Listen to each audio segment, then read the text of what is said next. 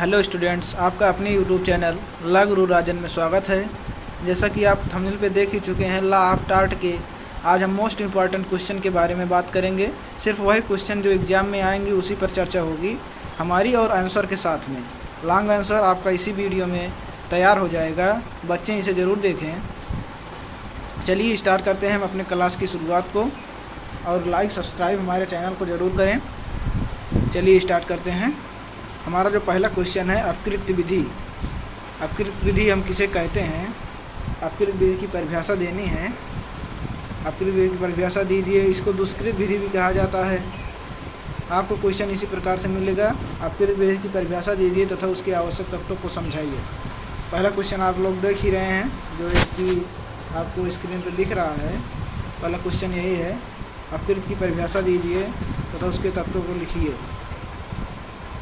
दुष्कृत विधि की परिभाषा दीजिए या कह सकता है। इसी प्रकार आपको तब अपकृत्य विधि की परिभाषा जो लिखनी है, डिफिनीशन ऑफ टार्ट, अपकृत्य विधि की परिभाषा। इसके कुछ हम बेस जान लेते हैं। पहले जो टार्ट शब्द की है वह फ्रांसीसी शब्द है। टार्टम से इसकी उत्पत्ति हुई है, जिसका समानार्थी शब्द जो अंग्रेजी का है उसे रॉन्ग कहते हैं हम। हिंदी में इसे ही अपकृत्य कहा जाता है। अंग्रेजी भाषा में इस शब्द का प्रयोग सर्वप्रथम नॉर्मन विधि शास्त्रियों ने किया, जिनके अनुसार टार्ट शब्द का अर्थ उन कार्यों से था जिसको करने से किसी व्यक्ति के विशेष को विधिक क्षति पहुँचे या क्षतिकर्ता उसकी क्षतिपूर्ति करनी पड़े, भले ही उस क्षतिकर्ता ने जाने अनजाने में उसे किया हो। अपकृत्य की परिभाषा विभिन्न विधि शास्त्रियों ने विभिन्न प्रकार से दी है, उनके मत अलग अलग हैं। आप लोग देख लीजिए, स्क्रीन पे आप लोग को दिख रहा है। जैसे सामान्य के अनुसार अपकृत्य एक ऐसा दीवानी दुष्कृत है जिसका उपचार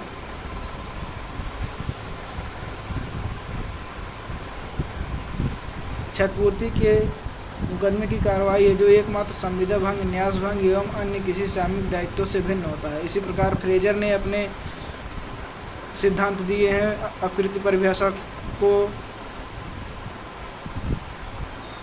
रेफरेंस में। फ्रेजर के अनुसार अपकृत्य किसी व्यक्ति के अधिकार का सामान्य रूप से उल्लंघन है, जो क्षतिग्रस्त व्यक्ति को क्षतिपूर्ति के लिए मुकदमा चलाने का अधिकार देता है। आप लोग को दिख रहा होगा फ्रेजर के अनुसार। अगला जो है वो अंडरहिल है। अंडरहिल ने भी अपनी परिभाषा को दिया है। इसी प्रकार क्लार्क एंड लिंडसे ने भी दिया है, फ्लेमिंग में भी दिया है, बीनफील्ड जो कि इम्पॉर्टेंट है, इनका एग्जाम में ज़रूर पूछा जाता है। बीनफील्ड के अनुसार अपकृत्य विधि की परिभाषा दीजिए। आप लोग इसको देख लीजिए। अपकृत्य संबंधित दायित्व विधि द्वारा सुनिश्चित कर्तव्य भंग से उत्पन्न होता है। यह कर्तव्य सामान्य व्यक्तियों के प्रति होता है और इसकी अवहेलना का उपचार क्षतिपूर्ति का मुकदमा चलाकर प्राप्त किया जा सकता है। जहाँ तक किसी भी परिभाषा को पूर्णता या उपयुक्तता का प्रश्न है, हम किसी भी परिभाषा को पूर्ण नहीं कह सकते, परंतु क्लार्क एवं लिंडसे ने बीनफील्ड की परिभाषा को अन्य परिभाषाओं की अपेक्षा उचित माना है। उसी प्रकार विवाहित व्यक्ति के साथ लिव इन रिलेशनशिप में रहना साशय अपकृत्य है। इंदिरा शर्मा बनाम बी के इस पर एक केस आया। अपकृत्य विधि की विशेषताएँ जो हैं, अब हम उसके बारे में आप लोगों को बताएंगे। आप लोग इसको ज़रूर देखें। अपकृत्य विधि की विशेषता, अपकृत्य विधि की विशेषता।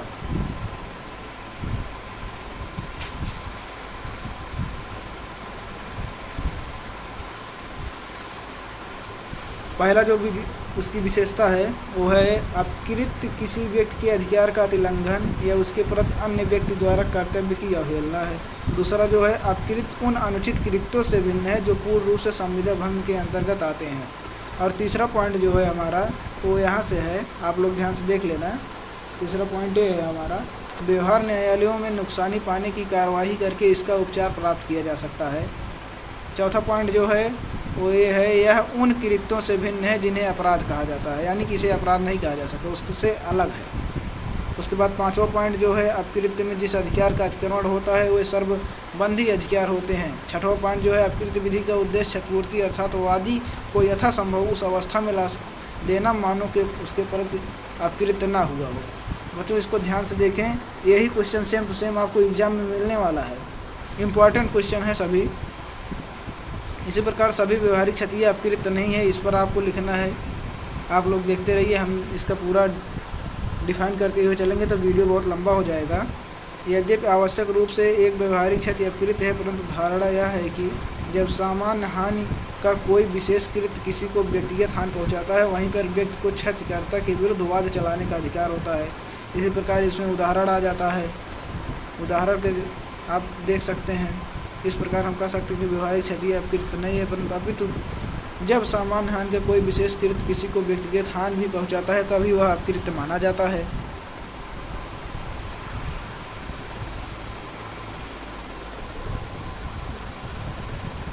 अपकृत विधि तथा अपकृत्यों की विधि या अपकृत विधि की प्रकृति से संबंधित एक महत्वपूर्ण प्रश्न है। यह है कि अपकृत विधि है या अपकृत्यों की विधि, इस संबंध में दो सिद्धांत प्रतिपादित होते हैं। प्रथम सिद्धांत जो है आप लोग देख रहे हैं वो यही है कि प्रथम सिद्धांत के अनुसार यह अपकृत विधि है, क्योंकि क्षतिकारक कृत्य जिसका कोई औचित्यपूर्ण हेतु न हो तो अपकृत के अंतर्गत आते हैं। इसी प्रकार हम द्वितीय सिद्धांत को देखेंगे। कुछ इसमें टाइपिंग में मिस्टेक हुआ है बच्चों, उसको ध्यान दे देना। द्वितीय जैसे लिख गया है उसको द्वितीय सिद्धांत आप लोग कर लेना। दूसरे मत के अनुसार यह अपकृत्यों की विधि है, अर्थात इसके अंतर्गत निश्चित प्रकार के अपकृत्य जिनके अतिरिक्त अपकृत्य का दायित्व उत्पन्न नहीं होता। इस सिद्धांत को पिजियन होल थियरी भी कहा जाता है। आप लोग बच्चों इसको बहुत ध्यान से देख लीजिए। इसको, इस सिद्धांत को जो द्वितीय सिद्धांत है, इसे पिजियन होल थ्योरी भी कहा जाता है, यानी कि पिजियन होल थ्योरी। आप लोग ध्यान से इसको देखिएगा।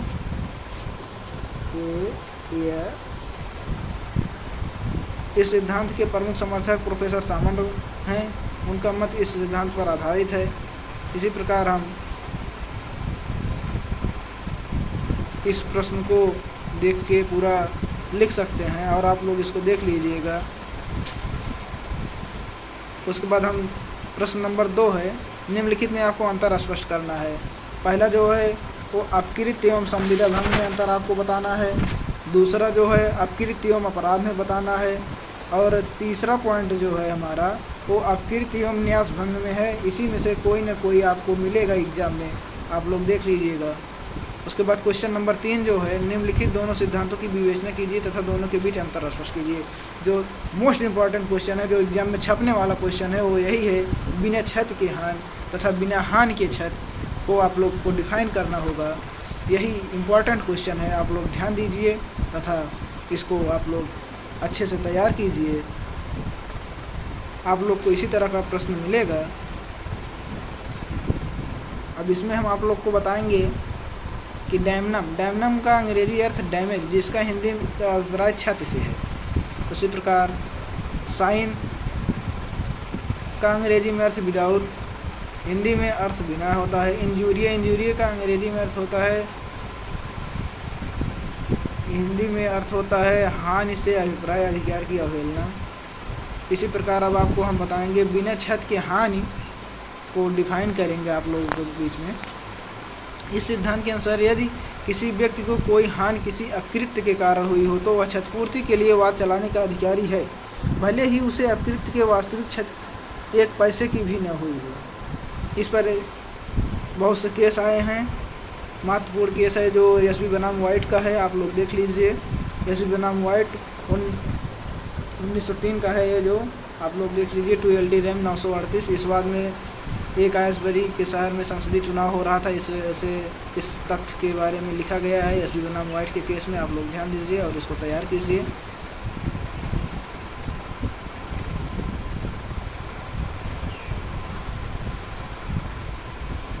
भारत में इस सिद्धांत का स्वरूप जो है आप लोग इसको देख लीजिए। भारत में इस सिद्धांत का अनुसरण किया गया, परंतु भारत में केवल पूर्ण अधिकारों की अवहेलना के संबंध में लागू किया जाता है, सार्वजनिक अधिकारों की अवहेलना में नहीं। इस पर भी एक महत्वपूर्ण केस आया। विक्की ओझा बनाम हरक कंडू तथा अन्य, भीम सिंह बनाम JK राज। आप लोग इस सभी केसों को देख लीजिए, नहीं तो आप लोग नहीं लिख पाएंगे। केस को आप लोग हाईलाइट कर लीजिएगा, ये सभी केसें इम्पोर्टेंट हैं। इसी प्रकार अब हमारा दूसरा पॉइंट जो है वो बिना हानि के क्षति से है, डैमनम साइन इंजूरिया। जिस प्रकार कुछ अपकृत क्षति न होकर भी विधिक अधिकार की अवहेलना के कारण अभियोज्य होते हैं, उसी प्रकार कुछ ऐसे अपकृत भी हैं जिनमें क्षति तो होती है परंतु हानि अथवा विधिक अधिकार की अवहेलना न होने के कारण वह अभियोज्य नहीं होती है। आप लोग इस दोनों क्वेश्चन को इम्पॉर्टेंट है, ज़रूर तैयार कर लेना, अपकृत विधि के अंतर्गत ये जरूर आता है। उसके बाद हमारा जो अगला पॉइंट है इसको देख लीजिए आप। इस सिद्धांत के अनुसार यदि वादी के किसी विधिक अधिकार की अवहेलना नहीं हुई तो उसे कितनी ही बड़ी क्षति क्यों न हुई हो, वह वाद चलाने के लिए अधिकारी नहीं है।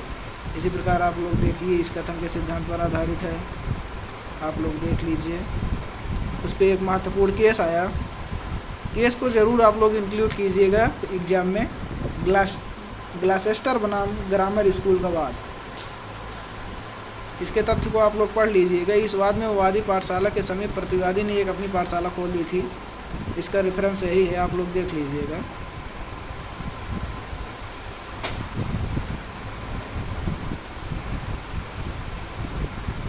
इस पर और केसेस हैं जैसे कि चेसमेयर बनाम रिचर्ड्स, उसके बाद एक्टर बनाम ब्लेंडेल, भारत में सिद्धांत का स्वरूप जो है उसका अनुसरण किया गया है। उसके बाद हमारा जो अगला वो है क्वेश्चन, वो है जहाँ अधिकार है वहाँ उपचार है, और दूसरा जो है घटनाएं स्वयं बोलती हैं अथवा घटनाएं स्वप्रमाणित करती हैं।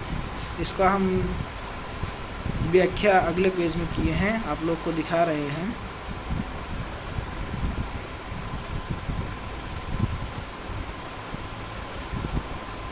आप लोग इसको ध्यान से देखिएगा। जहाँ अधिकार है वहाँ उपचार है। ओबिजस इबी रेमेडियम का अर्थ होता है अधिकार है वहाँ उपचार भी है। इस प्रकार जहाँ किसी व्यक्ति के अधिकार का उल्लंघन हुआ है वहाँ कानून में उसे विधिक उपचार अवश्य प्राप्त किया गया है। आप लोग इसको देखिए, अर्थात वह क्षति के लिए विधि में उपचार की व्यवस्था आवश्यक रूप से होती है। इसी प्रकार आप लोग इसको देखिए यहाँ, और इसको आप लोग अपने नोट्स में लिख लीजिएगा, इसका PDF हम इंक्लूड कर देंगे। अपकृत विधि के अंतर्गत प्राप्त विधिक उपचारों के लिए सामंत महोदय ने अपने मत बहुत व्यक्त किए हैं। एवेड बनाम सुल्वियान, इस पर एक वाद आया। नियम, इसके शर्तें जो है, इसके नियम एवं शर्तें को आप लोग देखिए। Limitation to the rule, limitation to the rule, आप लोग देखिए। जहाँ अधिकार है वहाँ उपचार भी है। इस सिद्धांत की कुछ मर्यादाएं हैं, जो कि पहला है, यह राजनीतिक या नैतिक दोषों में यह सिद्धांत लागू नहीं होता। अलिखित अथवा प्रतिक्रिया विहीन प्रतिज्ञा के भंग में भी यह सिद्धांत लागू नहीं है। इसी प्रकार तीसरा पॉइंट आप लोग देख लीजिए। चौथा पॉइंट देख लीजिए, इस पर एक केस आया, महत्वपूर्ण केस जो है नूर मोहम्मद बनाम जियाउद्दीन का वाद है, इसमें आप लोग देख लीजिएगा। उसके बाद हमारा जो अगला पॉइंट था, घटनाएं स्वयं बोलती हैं, आप लोग देख लीजिए। जो घटनाएं हैं वे स्वयं बोलती हैं, इस पर हमने एक पूरा इसका व्याख्या किया है, आप लोग देखिए। समानता उपेक्षा के मामले में वादी को साबित करना पड़ता है कि वादी के प्रति प्रतिवादी का सावधानी बरतने का कर्तव्य था। यदि प्रतिवादी ने उस कर्तव्य का पालन नहीं किया कि वादी को हानि हुई।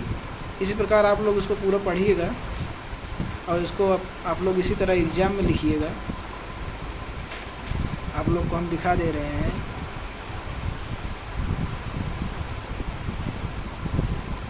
इसी पर एक केस आया, केस का नाम पुष्पाबाई बनाम Ranjit ginning and processing company प्रणाली लिमिटेड, AIR 1977 80 1735 में उच्चतम न्यायालय ने अब निर्धारित किया।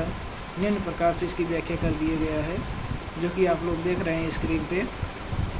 इम्पॉर्टेंट क्वेश्चन है बच्चों, इसको तैयार कर लीजिएगा, एग्ज़ाम में ज़रूर आएगा ये।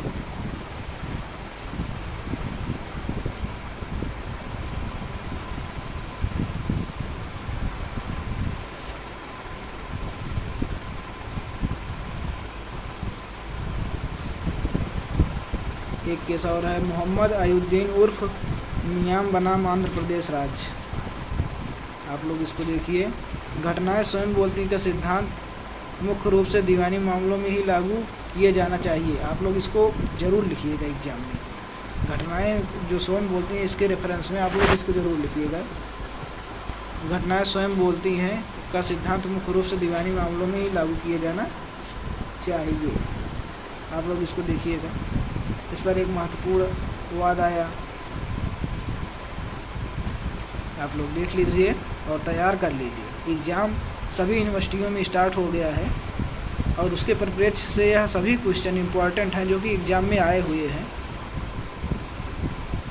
इसकी सीमाएं क्या हैं आप लोग इसको देखिए। सभी केसेस को आप लोग एक बार पढ़ लेना, याद हो जाएगा। एकदम सरल भाषा में लिखा गया है, कोई कठिन भाषा नहीं है। आप लोग पढ़िएगा, जो ना समझ में आए आप लोग कमेंट सेक्शन में कमेंट कीजिएगा, हम उसको बताएंगे। ये केसेस हैं और भी केसेस हैं जो कि आप लोग को स्क्रीन पे दिख रहा है। इसकी सीमाएं क्या हैं, लिमिटेशन ऑफ द प्रिंसिपल, सिद्धांत की सीमाएं क्या है उसको आपको लिखना है।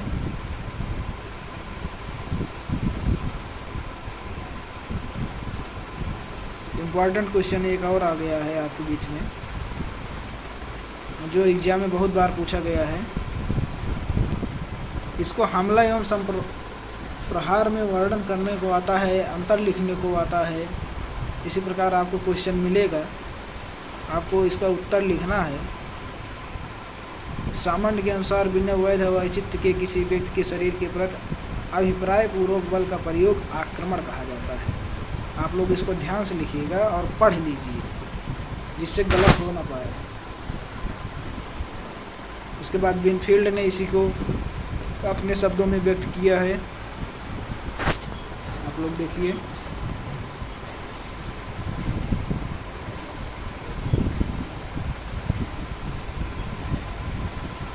उसके बाद आप लोग इसके देखिए, हमला और आक्रमण के आवश्यक तत्व क्या हैं आप लोग उसको समझिए। प्रतिवादी के व्यवहार में भाव प्रदर्शन आदि से ऐसा प्रतीत होता है कि वह वादी के विरुद्ध बल प्रयोग करने वाला है। उसके हाव भाव से प्रतीत होने लगता है कि वह किस तरह का व्यवहार करने वाला है प्रतिवादी के पक्ष में। उसी प्रकार हमारा दूसरा पॉइंट जो है, यदि प्रतिवादी के व्यवहार में भाव प्रदर्शन से वादी को युक्त भय उत्पन्न हो गया था तो प्रतिवादी के विरुद्ध अवश्य बल प्रयोग करने वाला है वो। उसके बाद तीसरा पॉइंट है, इस पर एक केस आ गया, हेरल्ड बनाम कोकर 1853, स्टीफन बनाम मायर्स। सभी केसेस इंपॉर्टेंट हैं। आप लोग अगर इसको लिखते समय आज के केसेस को इंक्लूड कर देंगे तो आपका अच्छे मार्क्स मिलेंगे।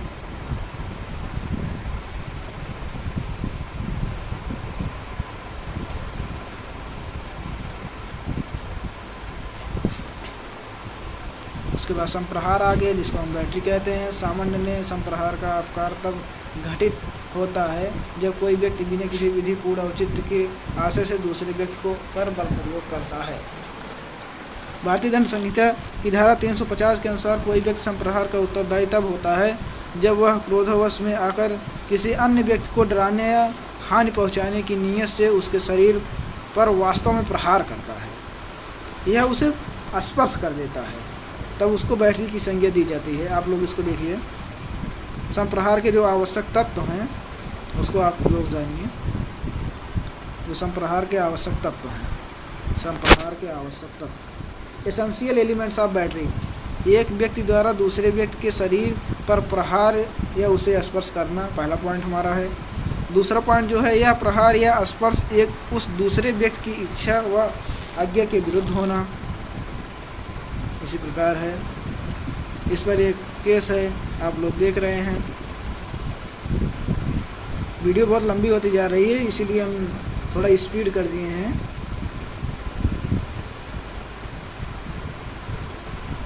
अब आप लोग को इनके बीच का अंतर बताना है। आक्रमण एवं संप्रहार दोनों की आकृति समान प्रकृति वाले लगते हैं, दोनों के मौलिक अंतर भी है। इस अंतर को हम इस प्रकार समझते हैं। पहला पॉइंट जो है, यद्यप दोनों में मोशन जो है वो आवश्यक है, लेकिन किसी व्यक्ति के विरुद्ध अवैध बल का प्रयोग संप्रहार होता है, जबकि किसी व्यक्ति को अवैध बल प्रयोग के आसन्न भय में ढाल देना हालांकि बल का वास्तव में प्रयोग नहीं हुआ है, लेकिन आक्रमण कहलाता है। इसी प्रकार सर फ्रेडरिक पोलक ने भी संप्रहार और आक्रमण में अंतर को स्पष्ट किया। उसके लिए बचाव का प्रावधान किया गया। आत्मरक्षा सेल्फ डिफेंस के लिए भी इसी में इंक्लूड किया गया है।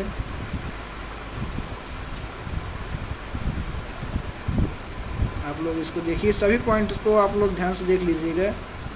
हमारा जो दूसरा पॉइंट इसमें है वो सुरक्षा की, संपत्ति की सुरक्षा है, प्रॉपर्टी ऑफ डिफेंस जिसे कहते हैं हम, संपत्ति के पुनर्ग्रहण है। आप लोग देखिए, उसके बाद असंभावित दुर्घटनाएं हैं, इसके बाद विधिपूर्ण सुधार, अनुमति, आप लोग को इसको लिखना है। सार्वजनिक शांति की सुरक्षा, मेंटेनेंस ऑफ पब्लिक ट्रैंक्विलिटी, विधिक प्रक्रिया, लीगल प्रोसेस, मिथ्याबंदी, मिथ्या मतलब झूठ होता है बच्चों, आप लोग ध्यान दीजिए जाएंगे। उसके बाद हमारा अगला प्रश्न आ गया, मिथ्याबंदीकरण की परिभाषा दीजिए, इसके आवश्यक तत्वों को समझाइए, यह किन परिस्थितियों में औचित्यपूर्ण माना जाता है, इसकी भी व्याख्या कीजिए। मिथ्याबंदीकरण की परिभाषा, बीनफील्ड ने मिथ्याबंदीकरण की परिभाषा को अपने शब्दों में दिया कि कहा कि मिथ्या कारावास किसी व्यक्ति की शारीरिक स्वतंत्रता पर ऐसे पूर्ण अवरोध लगाना है जिसे विधि द्वारा अभिव्यक्त या विवक्षित रूप से प्राधिकृत न किया गया हो। साधारण शब्दों में मिथ्याबंदीकरण का अर्थ है किसी व्यक्ति को बिना विधिक औचित्य को बंदी बना लेना। यही है, समझ लीजिए आप लोग, किसी व्यक्ति को बिना विधिक औचित्य के, यानी कि कोई विधिक अधिकार न प्राप्त हो फिर भी उसे बंदी बना लेना। उसी प्रकार इस पर एक केस आया भीम सिंह बनाम state of Jammu and Kashmir. आप लोग देखिए जो इस पर केस आया,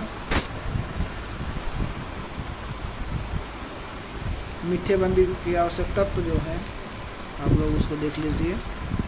इसका हम PDF इंक्लूड करेंगे डिस्क्रिप्शन में, आप लोग उस वहाँ से PDF को डाउनलोड करके अपने नोट्स में लिख लीजिएगा।